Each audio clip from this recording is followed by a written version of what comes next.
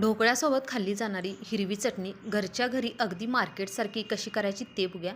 पण त्याआधी चॅनेलवर जर नवीन असाल आणि माझा व्हिडिओ जर पहिल्यांदाच बघत असाल तर चॅनेलला नक्की सबस्क्राईब करा आणि व्हिडिओ शेवटपर्यंत नक्की बघा, कारण यामध्ये मी एक सिक्रेट पदार्थ वापरलेला आहे की ज्यामुळे या चटणीची टेस्ट अगदी मार्केटसारखी येते.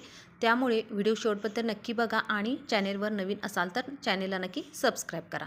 चला तर मग पटकन रेसिपीला सुरुवात करूया. तर सुरुवातीला आपल्याला मिक्सरच्या भांड्यामध्ये थोडीशी कोथिंबीर घालून घ्यायची आहे. त्यानंतर चवीनुसार आपल्याला पुदिना यामध्ये घालून घ्यायचा आहे. तुम्ही पुदिना तुमच्या आवडीनुसार कमी जास्त पाणी करू शकता. आता त्यानंतर यामध्ये 4 ते 5 लसणाच्या पाकळ्या घालून घ्यायच्या आणि थोडंसं आलं देखील घालून घ्यायचं. आता चवीसाठी इथं मी 1 हिरवी मिरची वापरलेली आहे. तुम्हाला तिखट थोडं जास्त आवडत असेल तर मिरची थोडी जास्त वापरा. त्यानंतर एक अर्धा चमचा साखर घालून घ्यायची, चवीनुसार थोडंसं मीठ घालून घ्यायचं आणि एक चमचाभर आपल्याला लिंबाचा यामध्ये रस घालून घ्यायचा आहे आणि मिक्सरला याची एकदम बारीक अशी पेस्ट करायची.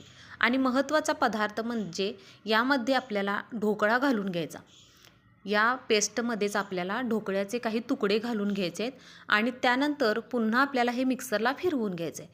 तर अशा पद्धतीने अगदी आपली मार्केटसारखी ही ढोकळ्याची चटणी तयार होते.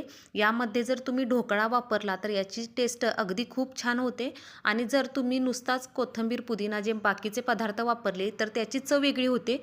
आणि जर तुम्ही थोडासा यामध्ये ढोकळा ॲड केला तर या चटणीची चव अगदी मार्केटसारखी तयार होते. त्यामुळे ढोकळा चटणीमध्ये नक्की वापरून बघा. तर अशा पद्धतीने अगदी आपली झटपट ही ढोकळ्यासोबत खाल्ली जाणारी चटणी तयार झालेली आहे.